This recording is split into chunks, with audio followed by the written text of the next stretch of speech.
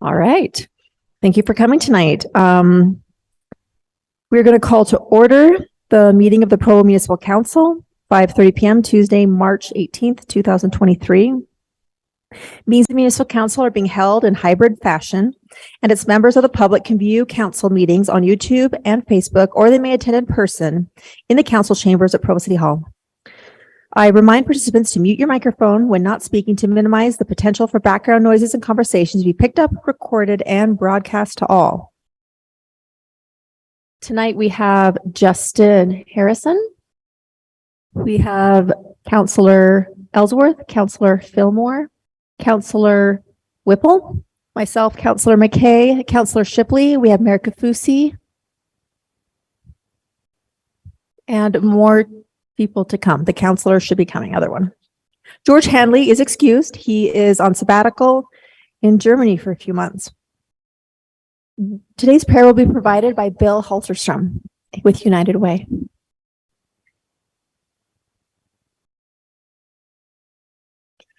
Our Father in heaven, we are grateful to bow before thee this time at the beginning of this council meeting. We're grateful to live in a community where citizens care for one another and that we work together to solve community problems. Bless this group and our citizens, the citizens, that we'll continue to work together to build a stronger community. These are to pray for. In the name of Jesus Christ, amen. Thank you, Bill. The Pledge of Allegiance will be provided by Councillor McKay. Allegiance to the flag of the United States of America and to the republic for which it stands, one nation under God, indivisible, with liberty and justice for all.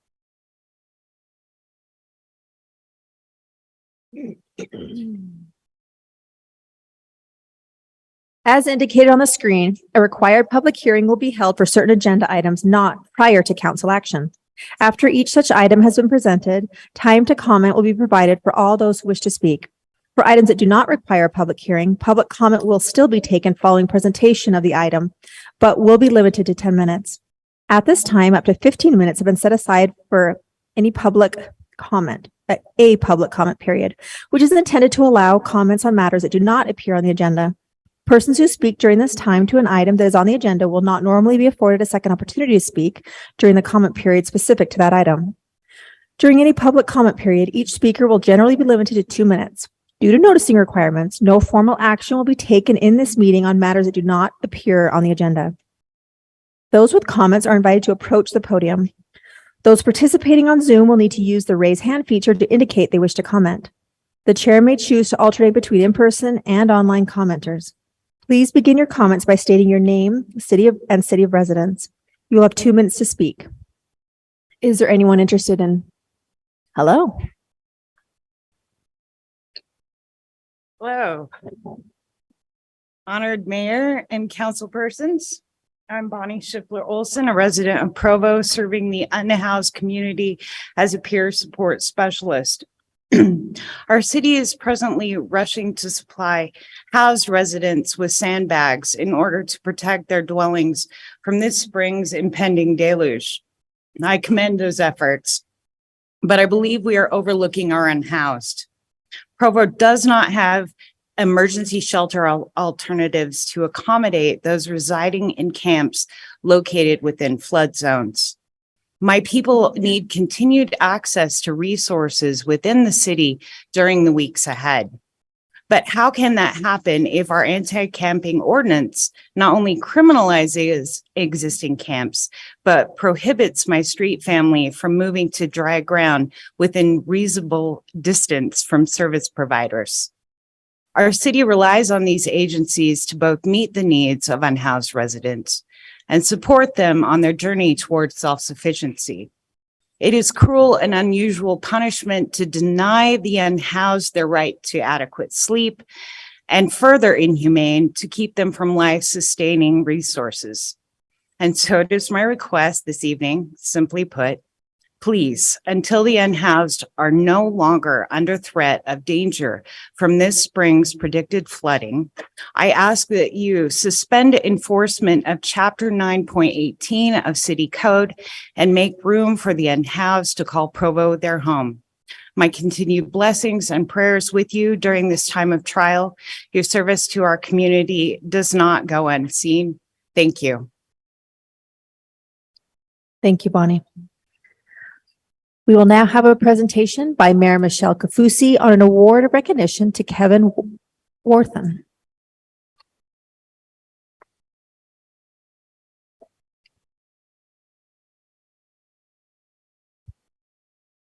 Good evening, council members. Thank you for allowing me a few minutes to recognize and spotlight two amazing Provo citizens that were friends and residents long before they were Peggy and President Worthen. So at this moment, I would love to ask both of them to join me up here.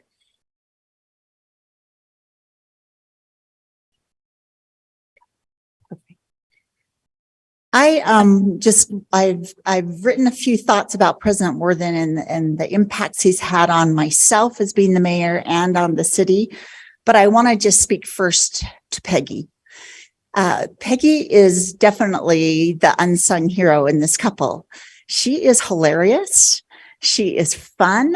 She is energetic. I'm not saying you're not President Worthen, but my relationship with Peggy is just, we cannot see each other for 6 months and then it's like we haven't missed a beat. She is just delightful and we're constantly sharing books and she walks from here to Canada at least once a week. She's a walker and it's just been such a delight and joy to see her just blossom and flourish with her husband in their role as the presidents of Brigham Young University. So there's my tribute to my friend Peggy that I love. And now President Worthen, he has accomplished so much good at BYU, as has been well documented by university leaders and the media. Anyone can read all about this online and should. But what I'm here to celebrate is not his work on campus, but his work reaching out to the community. Some university presidents rarely look out at the rest of the world around their school, but not President Worthen. He has consistently and effectively engaged with this community. He has met with me countless times and told me to call him whenever needed. He has put significant resources into community engagement, both financially and in terms of manpower. For example, he assigned some of his team members to meet with Provo City representatives on a monthly basis, whether to tackle big problems or to smooth over small misunderstandings. These meetings have been invaluable. Sometimes we just sit and visit and talk about what's going on in their personal lives, but the relationships are strong. One of my colleagues who has been with the city for multiple BYU presidencies says President Worthen has been by far the most focused on community relations due to you, Mayor Kafusi, and your outreach to him. To sum it all up, when it comes to community engagement, President Worthen has been exceptional. So I am proud to recognize him and Peggy tonight with this exceptional care for an exceptional community award. It's kind of a weapon. And then Peggy, we've got, we're done. You want flowers, right? And I was going to ask you before if you just want to say a few words, either of you or neither of you, no pressure.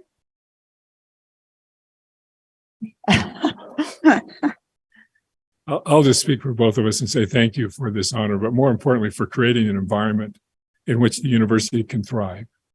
And we're grateful for that, but also an environment in which we and our family, we've now been here, I was 37 years. And at some point along the line, I'm not sure when, I decided I really was from Provo and this is my home, but it's been a wonderful home. And I just want to thank you for creating it. That takes a lot of work on behalf of many people, but including the members of the city council. We were talking with the mayor about how late these meetings go, and just appreciative of the care which you approach the issues that are there and make it such a wonderful place, again, both for the university and for our family. So thank you. I just want to say thank you too. Appreciate it.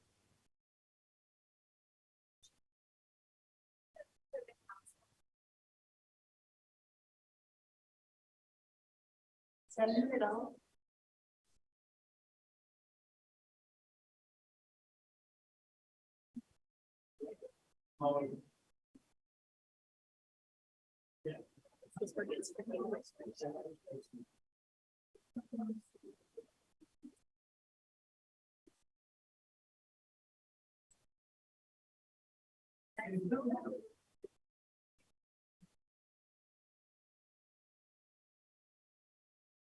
We did.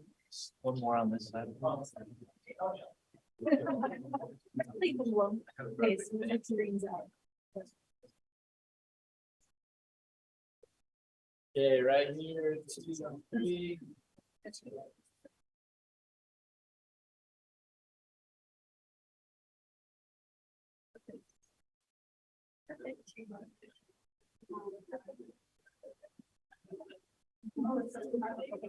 You just have to work it.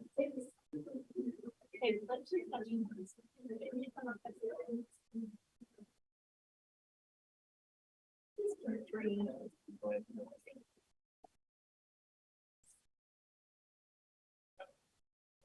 Oh, the second, Rachel.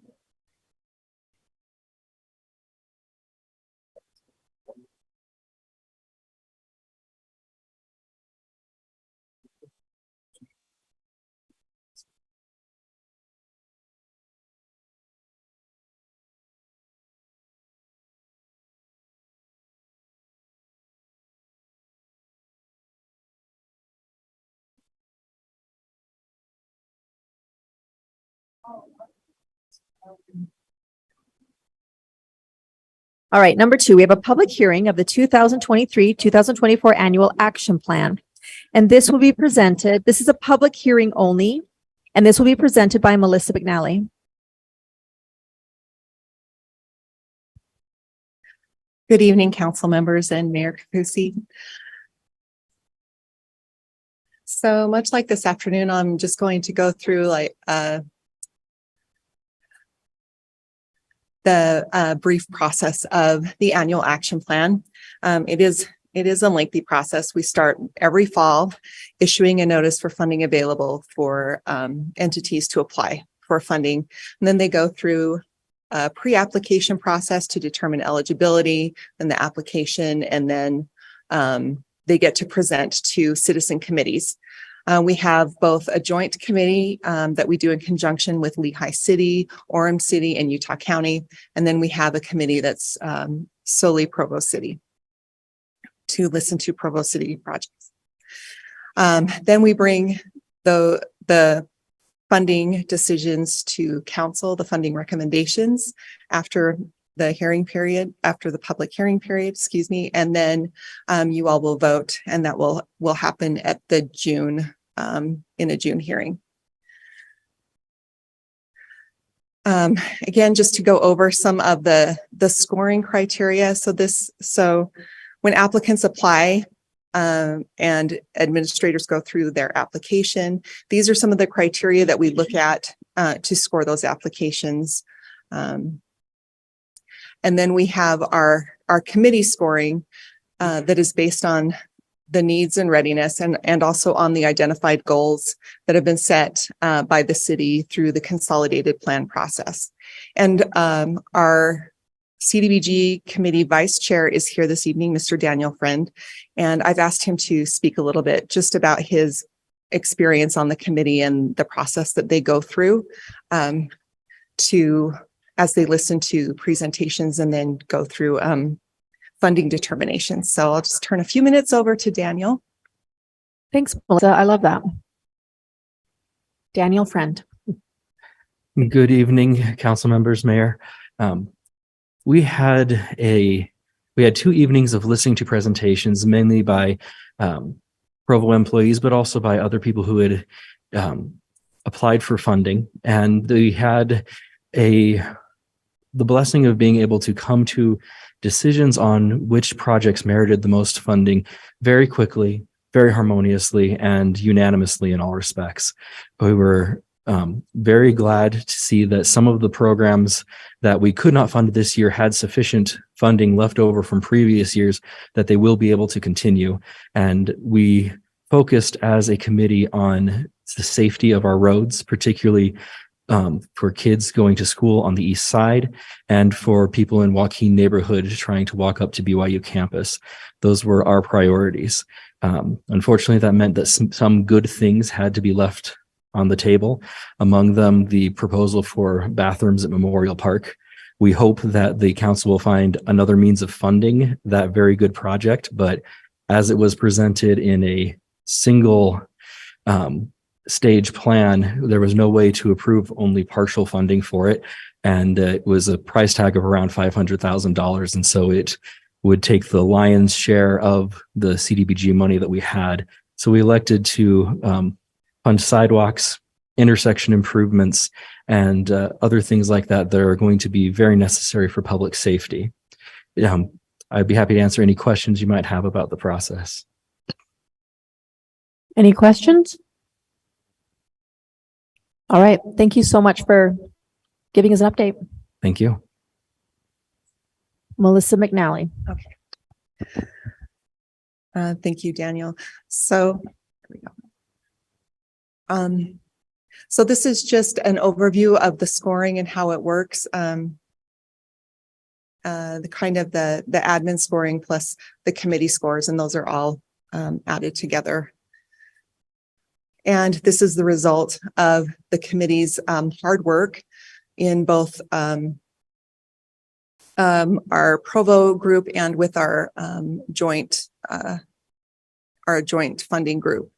And then we also had our home committee that's made up of home consortium members that went through the same process, the same scoring process as well.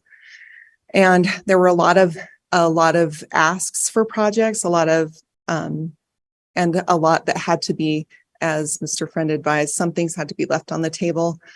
And hopefully the things that we have outlined in front of you now will be the most benefit to the community in the next year. And if there are any questions or comments, they can be submitted to me at my email address, mmcnally@provo.org, or mailed here to the city center to my attention. We also have a copy of the annual action plan available on our website with a comment field, so people can leave comments there as well. Do you have any questions for me? Any questions for Melissa? Okay, thanks, Melissa. We Thank will you. open this up now for public comment or public hearing. If anybody would like to make a comment in the public. All right. Council discussion. For the sake of those listening, we have gone over this in multiple times, and there has been a lot of public input on this also. All right. Thank you. All right, the next one we'll be looking at an implied motion on an ordinance amending Provo City Code regarding micro mobility devices. And this will be presented by Mary Ditto, the Assistant City Attorney. Oh, or not. Brian Jones, the City Attorney. Thank you, Chair McKay, councilors. I sent Mary, and for the next item, I sent Mary and Matt home since there didn't appear to be more questions than those that we had addressed at the work session. So as you know, this is an item that we've been discussing for quite some time. And for the public that may not have seen the work sessions on it, the main thrust of this is that there is currently a statute, an ordinance in Provo City that says private property owners can prohibit the use of bicycles, skateboards, roller skates, etc. on their property, or allow it, and kind of nothing in between. So this originated as a proposal to allow private property owners to allow such devices to be used on their property, but subject to conditions and restrictions. And so if you can go ahead and actually switch not to the slideshow, but to the ordinance itself, and just scroll down to the exhibit. So this section defines micro mobility devices. And it's a complicated definition because of its interaction with state law, but it defines what a micro mobility device is, which essentially is bicycles, scooters, skateboards, hoverboards, all of those kinds of things, and says a few things. It says you can't operate them at speeds greater than 10 miles per hour on the sidewalk. You have to have reflective material if you operate them after dark. It's unlawful to leave them on the sidewalk blocking pedestrian travel. You need to yield the right of way to pedestrians. And then subsection 6 is the one that I was really just talking about a few minutes ago, that private property owners can post prohibitions on their property. And if they do so, it's then unlawful to use those kind of devices on their property, contrary to those prohibitions. There's a provision in here about the city's rental program. And then there's certain devices that are capable of excessive speed that are prohibited to be used on the sidewalks, period. And section 9 is actually a section that already exists in the code, but it was somewhere else. And we moved it to this section just to consolidate things about certain streets certain areas where use on the sidewalk is just outright prohibited, which is on University Avenue between 100 South and 400 North, and on Center Street between 100 East and 500 West, which is generally our pedestrian mall area. So that's what the ordinance does, and I'd be happy to answer any questions about it. Thanks, Brian. Any questions for Brian? All right, we will open this for public comment. Okay, not seeing any public comment. Oh, we got one. What was the change in the ordinance? Is this all new, or is it just? So as a matter of policy, would you state Your name and your city of residence. Sorry. My name is Scott Hilton. I live in Provo. My question was just to clarify what it was just what the change was again. And that was my only question, really. Okay, any other questions? All right, go ahead, Brian. So I would say the vast majority of the ordinance, or at least the principles in the ordinance, already existed. The main changes are defining what a micromobility device is because we just before had this reference to skateboards, roller skates, and other similar devices. So inserting the definition, posting the speed limit of 10 miles per hour on the sidewalks, and the ability for private property owners to regulate instead of merely prohibit the devices. Those are the main changes. Okay. From what was already in the ordinance. Right. Thank you, Brian. This came up.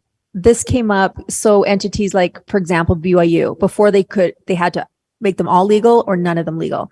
So now they can say you can do bikes, but you can't do electric bikes, or like they could do their own hybrid. So, all right. We're going to call, is there any council discussion?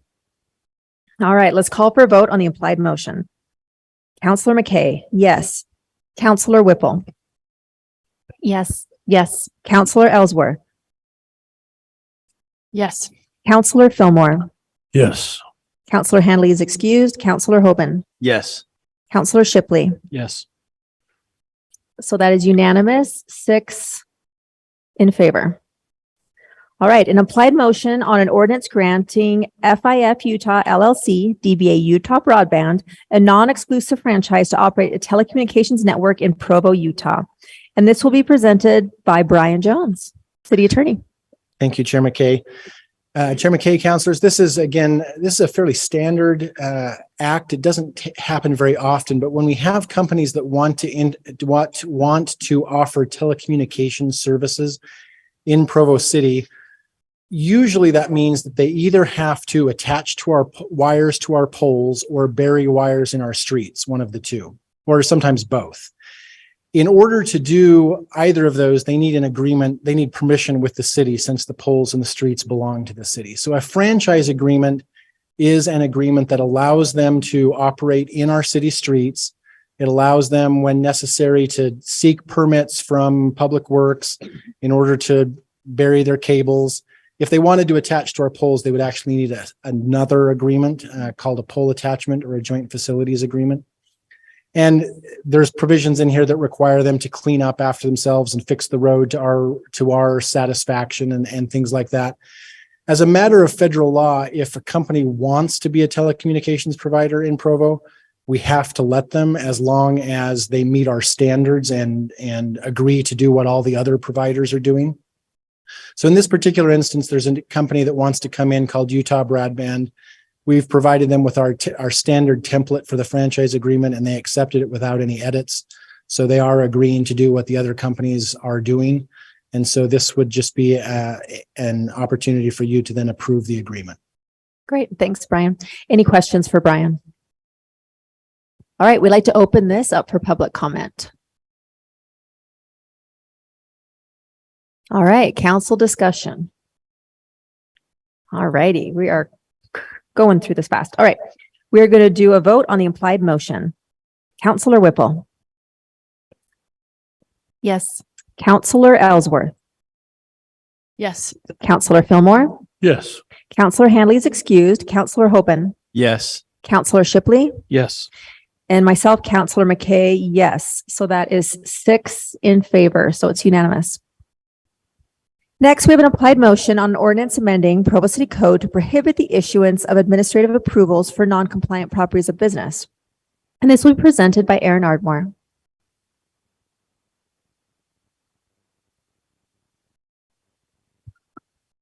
Thank you, Council. Can we get the proposed language on the screen? So this proposed code amendment came from actually some issues on the hillside in eastern northeast Provo of properties that have been found to be in violation. And then we're seeking variances or other administrative approvals to move forward. Currently, our code in this section, 1703-100, only allows the city to withhold permits. So this change would allow us, the city, to withhold administrative approvals like variances or subdivisions or site plan approvals for properties that have been found to be in violation of some city code as a means to find resolution and to get the property back into compliance. So that's why this is being asked for. As noted early in the study session, there's a sentence at the end of this proposed language that would allow administrative approvals to move forward if they're moving towards the resolution sought on the property. But that's all I have for this one, unless there's any questions from the council. Councilor Whipple. You said that this would allow the city to withhold the license or the approval, but it's not discretionary. Doesn't this say that it shall be withheld? Right. So right now we don't have the ability to do that. This language would give the city that. So this should give everyone notice that if you've been given a notice of violation on your property, the city cannot approve you doing anything other than bringing that property back into compliance. So if you wanted to add a different use or something else, the city could not give you permission to do that, even if they wanted to. That's a great clarification. Yeah, thank you.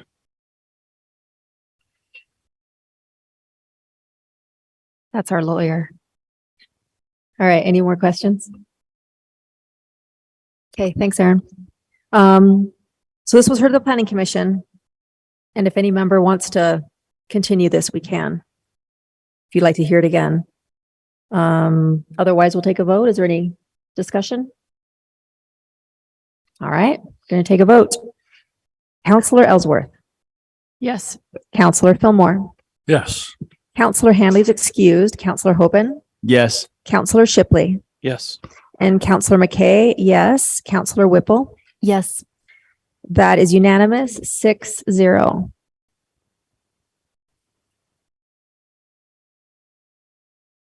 All right, an applied motion on ordinance approving the petition to annex approximately 106 acres of property located at approximately 2250 South, 950 East in the East Bay neighborhood. And this will be presented by Brandon Larson. And for those listening, we've called it the Scotty Dog property in the past, and we have addressed it multiple times in council. That's right. Council's seen it a couple of times. Planning Commission has seen it as well, and they recommended approval unanimously on this one. This is 106 acres just immediately south of Timpanogos Golf Club and immediately north of the current Springville Provo border boundary there. So this there's a lot of wetlands, as you can see, certainly on the west side. A lot of, as many of you have drove on I-15, and before you get into, if you're heading northbound, right before you get into the city, you've noticed a lot of water right before you get off on the University Parkway, University Avenue exit. And this is that land we're talking about. So over to the more to the east, it's still pretty wet, but a little more little bit more land there. But the problem we've had here is we've had a lot of transient activity. We've had the unhoused population who have been on this property. As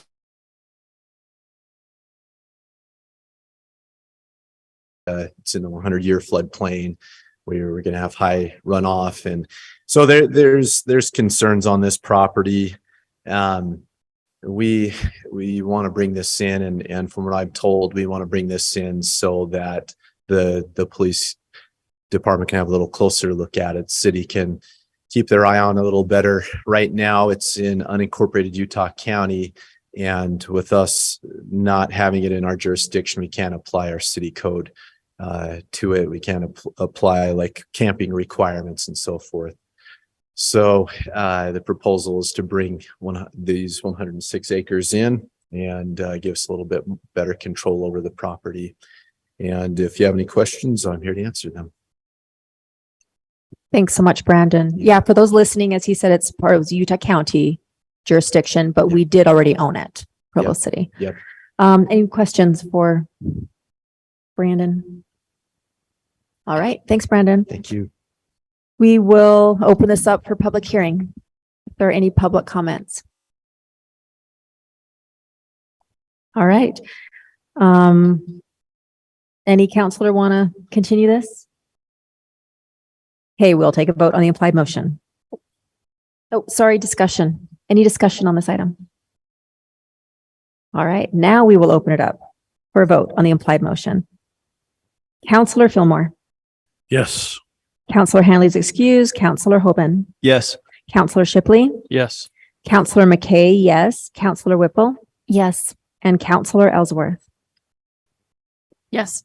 That's a unanimous vote, 6-0. All right, we have an implied motion on an ordinance amending zone map classification of approximately 0.84 acres of real property generally located at 141 East, 500 North from residential conservation to medium density residential and authorizing a related development agreement.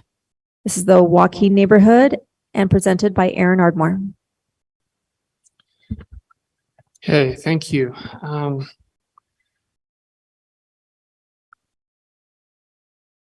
So I'm sorry, the ordinance in front of you is for the other item, and the language you read in was for the Janet Dolan one? Nope, this is the one I read. Okay, You're good. all right.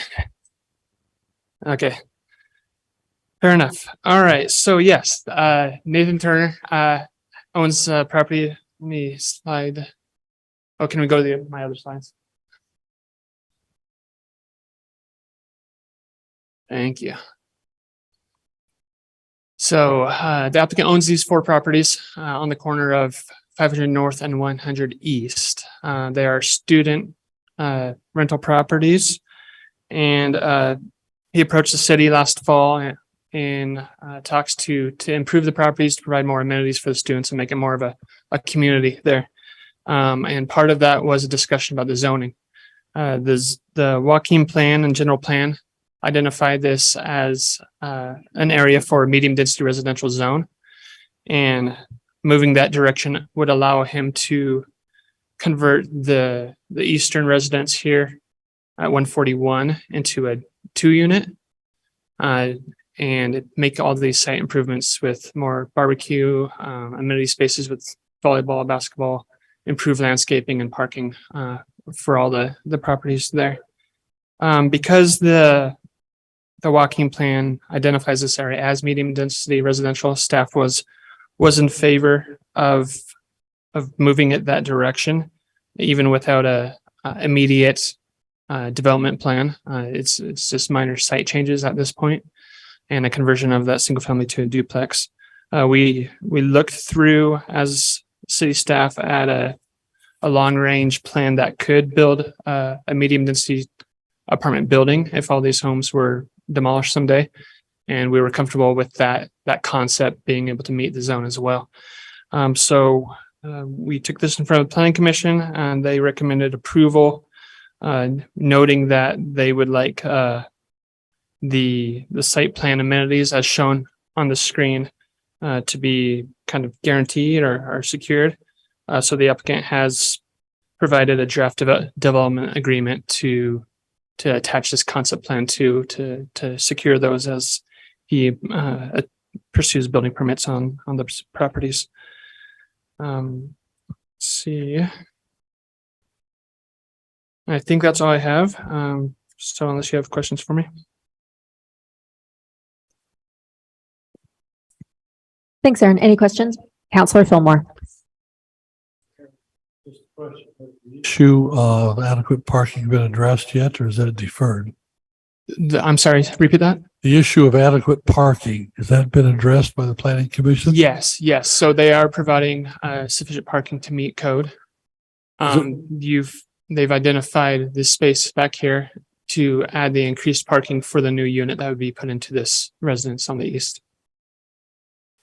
I'm just counting the street level parking units.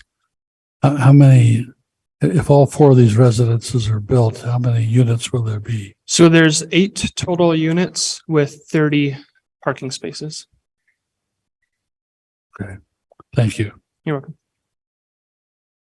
Counselor Hoban. Aaron, in a scenario where all these homes are demolished, so they could have an apartment complex there? Right. So they'd have to come back with a project plan application. Right. With staff and the planning commission to make sure it meets code. But the medium density residential would allow them apartment complex. How many units is that, you think? A maximum of 30 units to the acre. We haven't seen a medium density project achieve that yet because of parking and amenity space requirements. But that would be the maximum. Okay. Long term, I mean, that's going to be down the road, of course, right? Yeah. And it sounds like he doesn't have any immediate plans to take down these homes. There's some nice properties. yeah. I love this plan he's brought. I love the amenities. It's just going to be a lovely place to live. And I love that they kept the homes and the parking's adequate. It's going to be a charming place to live. Any more comments? Counselor Hoban. Oh, wait. We need to open up for public comment. I was wondering if there was anybody from the neighborhood Okay. that had commented or. We will open this up for public comment.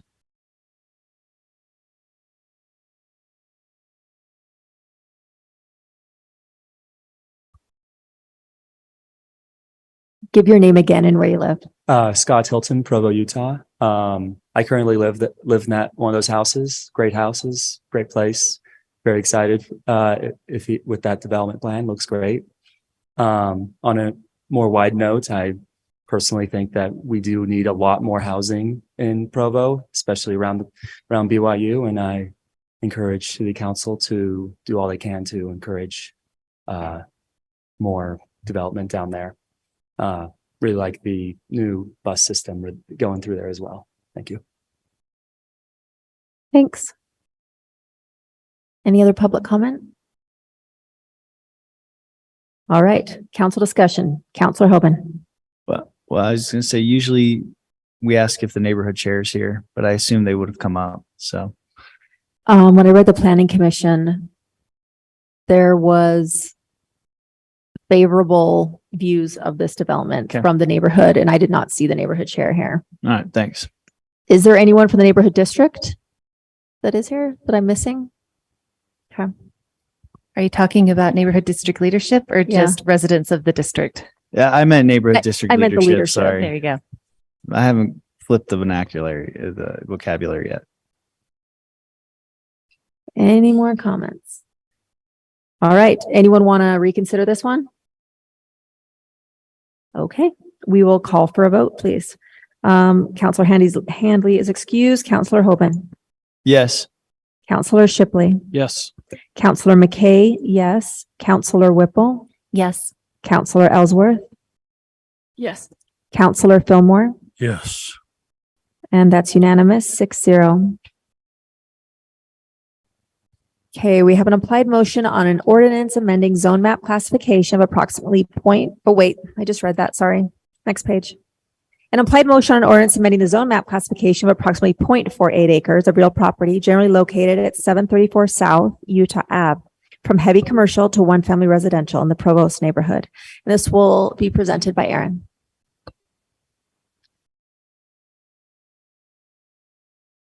Thank you. So this property owner came in to staff to do a subdivision plat to correct these property lines between the commercial units that they own and the residents here that they own. You can see that the backyard of the 734 South Utah Avenue creeps into property that's considered as part of the commercial parcels.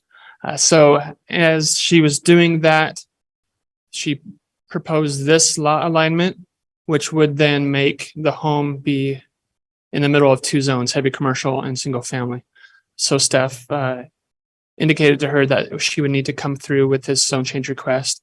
And the request is just to shift that CM zone to this line here and to make this entire property R18. So she can go in and record the plat and clean up those property lines. So again, there's no change of use considered or proposed with this zone change. So there's no concept plan. Staff took this in front of the planning commission. They recommended approval. And I believe, yes, the neighborhood discussed this in February. Nobody was opposed and stated that since there's no difference on the ground and it's kind of helping keep that residential boundary there on Utah Ave, that they were in full support of the proposal. Thank you, Aaron. Any questions for Aaron? Counselor Hoban. So to make it simple for my mind, they're taking some of the property from this commercial area and they're adding it into the residential area and that's it. Essentially, yeah, that is it. It's how it's been used. Bigger backyard. This hasn't been. Yeah, it was already used. Is that it was already her backyard. The family owns the commercial too. Okay.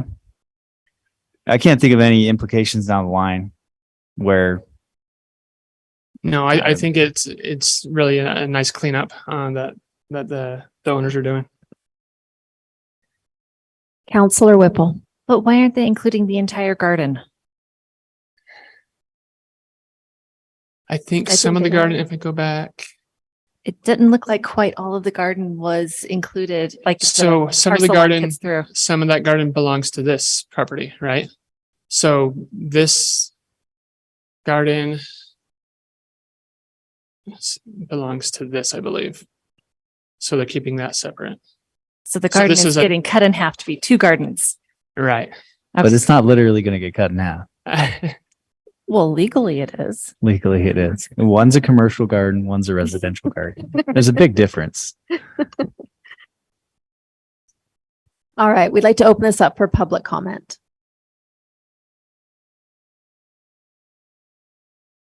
Oh, we're very worried about your garden. My name is Jan Dolan and I live in Provo. So that's my mom's property. And so we just wanted a clean straight line and we're required to have the 10 feet behind the store. So that's why the line is the way it is, but we intend on keeping it as residential the way it's always been used. Thank you for that. Any other public comment? All right, council discussion.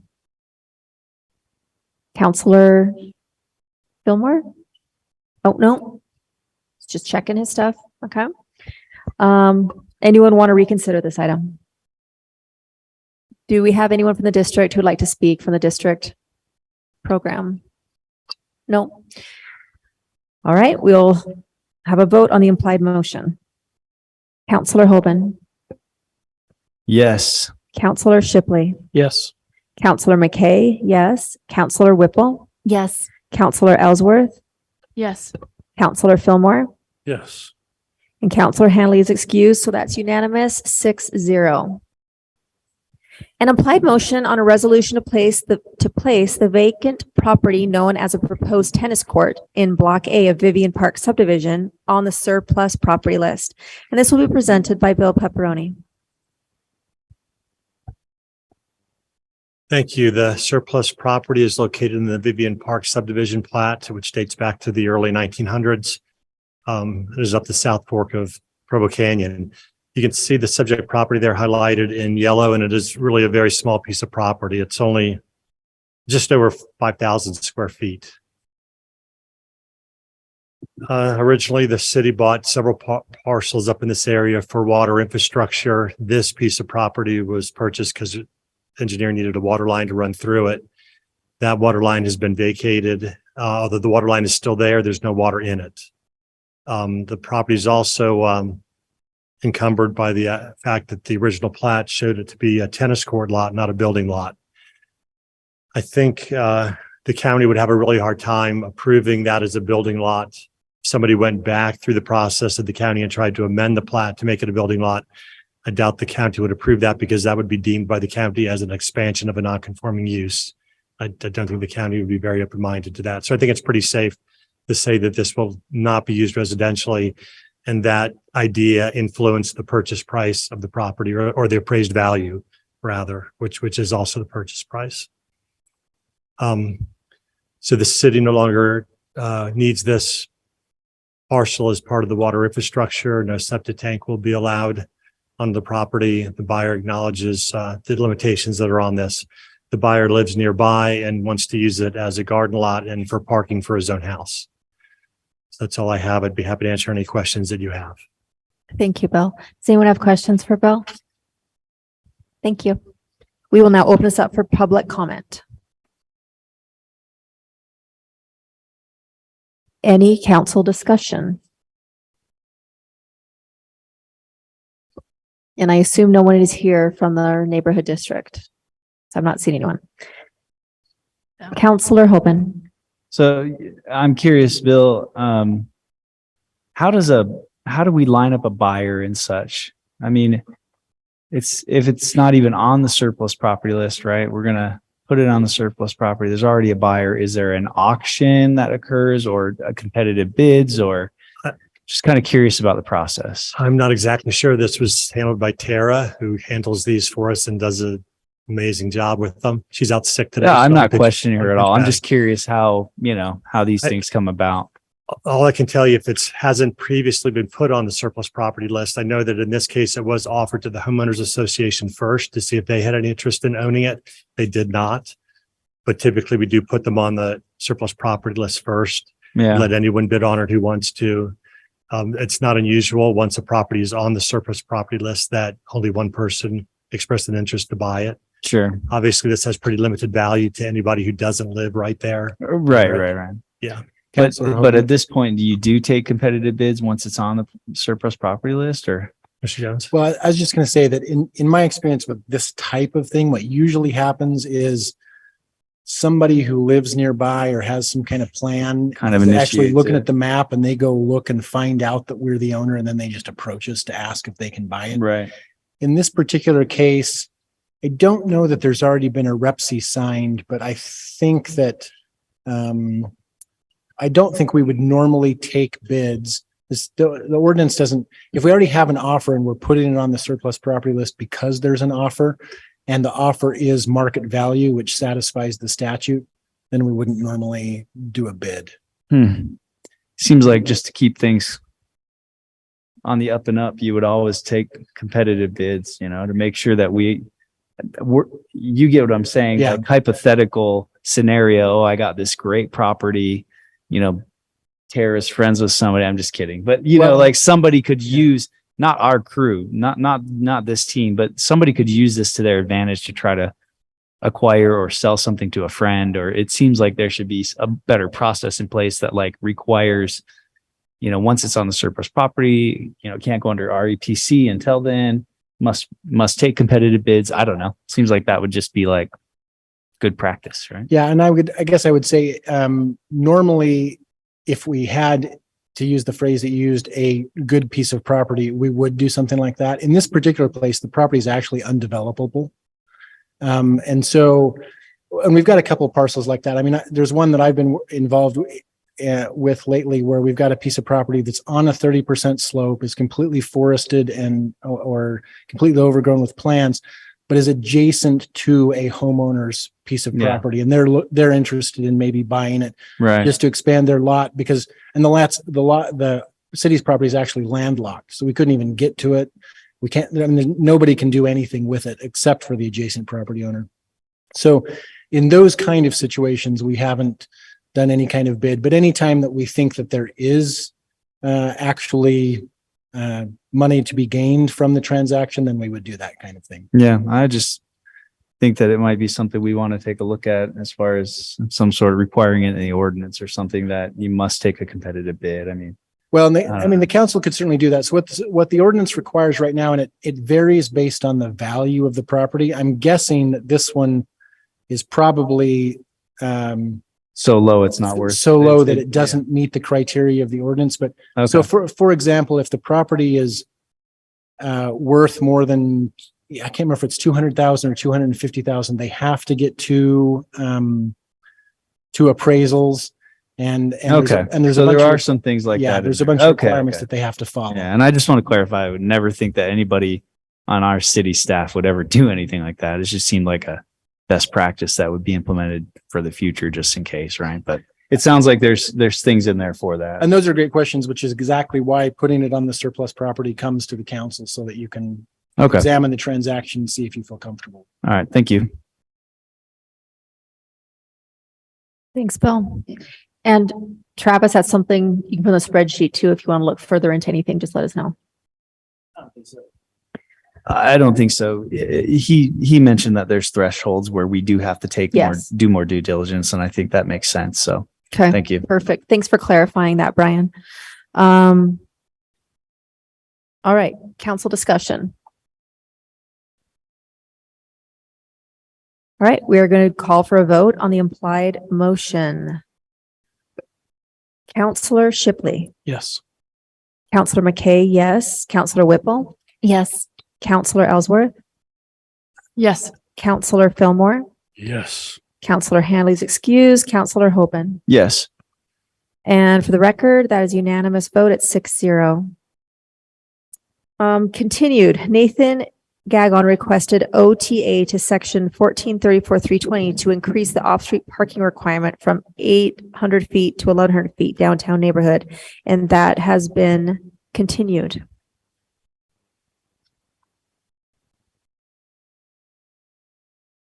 All right. If there's no objection, we will now adjourn the Provo Municipal Council meeting by unanimous consent. Councilors, you will want to turn on your mic and speak up if you object.